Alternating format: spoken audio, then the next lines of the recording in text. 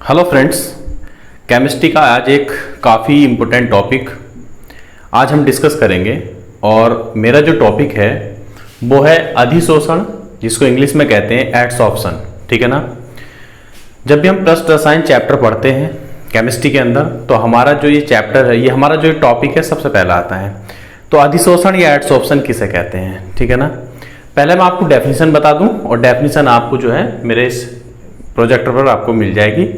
तो डेफिनेशन क्या होती है बच्चों, कि जब हम छोटे छोटे कण या जब कोई छोटे छोटे कण किसी बड़ी सतह पर चिपकते हैं, एकत्र हो जाते हैं, इकट्ठे हो जाते हैं किसी भी आकर्षण बल के द्वारा, तो इस घटना को क्या कहते हैं, अधिशोषण कहते हैं। फिर दोबारा बता रहा हूं कि जब छोटे कण, चाहे वो परमाणु, अणु, आयन, कुछ भी स्पेसीज हो सकते हैं, अगर वे एक सतह पर चिपक जाते हैं, लेयर पर इकट्ठे हो जाते हैं किसी भी पदार्थ की, तो इस घटना को हम क्या कहते हैं, अधिशोषण कहते हैं। डेफिनेशन आप जो है यहां से आप प्रोजेक्टर पे से उतार लेंगे, स्क्रीन पे से उतार लेंगे, ठीक है ना। अगर मैं इसको आपको डायग्राम के व्यू से बताऊं, तो जैसे कि आप देख रहे हैं यहां पर, ये जो हमारे पास एक सरफेस है, एक सतह है, किसी भी पदार्थ की सतह हो सकती है। मोस्टली हम धातु की या किसी ठोस की सतह को कंसिडर करते हैं। तो किसी सॉलिड की जो सरफेस है, उसके ऊपर आप देख रहे हैं छोटे छोटे मॉलिक्यूल्स इसके ऊपर चिपक रहे हैं, इकट्ठे हो रहे हैं, किसी भी आकर्षण बल, कोई भी आकर्षण बल हो सकता है।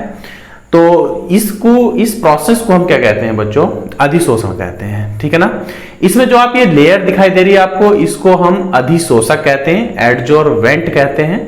और ये जो पार्टिकल्स हैं, ये जो आपको छोटे छोटे पार्टिकल्स जो आपको दिखाई दे रहे हैं, इनको हम क्या कहते हैं, एडजोर्वेंट, अधिशोष्य कहते हैं, ठीक है ना। तो आई होप कि आपको अधिशोषण के बारे में अच्छे से समझ आ गया होगा। अब इसकी एक दूसरी प्रोसेस होती है अपशोषण। अपशोषण का मतलब, इसका मतलब होता है इंग्लिश में एब्सॉर्प्शन।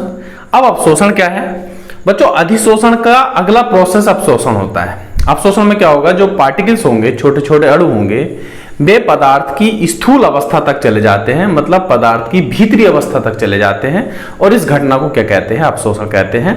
डेफिनेशन आपके सामने है, ठीक है ना। अगर मैं इसको डायग्राम के हिसाब से आपको बताऊं तो ध्यान देंगे, ये मेरा डायग्राम है। अब पहले वाले डायग्राम में आपने क्या करा था, उस जो पिक्चर मैंने आपको दिखाई थी, उसमें जो पार्टिकल्स थे वो केवल सरफेस पे थे, लेकिन यहां पर देखो कुछ पार्टिकल्स जो है नीचे सरफेस के अंदर भी जा रहे हैं। तो इस प्रोसेस को हम क्या कहते हैं, अपशोषण कहते हैं। और जो अगर हमारे पार्टिकल्स केवल लेयर पर होते हैं तो उसे क्या कहते हैं, अधिशोषण कहते हैं। तो आई होप कि आपको ये वीडियो पसंद आई होगी, टॉपिक आपको समझ में आया होगा। आप मेरे चैनल को सब्सक्राइब कर लीजिए और इस वीडियो को आगे भी आप शेयर करें, ताकि जो बच्चे कहीं कोचिंग ना ले सकते हो या जिन्हें कोई प्रॉब्लम होती हो इकोनॉमिकल, उन तक ये वीडियो पहुंचे और उनको जो है आसानी से चीजें समझ में आ जाए, ठीक है ना। आई होप कि आपको समझ में आया होगा। जय हिंद, जय भारत।